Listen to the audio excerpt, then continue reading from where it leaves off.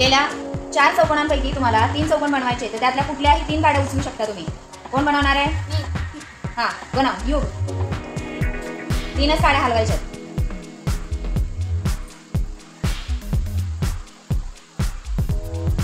झालं ना? चला तर आज आपण 7 अंकी संख्यांचे वाचन कसे करायचे आहे हे पाहूया. कोण वाचणार आहे? हां, स्टार्ट. 39,263. समसंख्या ओळखायच्या आहेत. आता दिलेल्या अंकातील तुम्हाला समसंख्या ओळखायच्या आहेत, तर सर्वांनी समसंख्यावर बोट ठेवायचे. बरोबर आहे. 14, 30, 10, 16, 12, 26, 8, 6, 22, 44.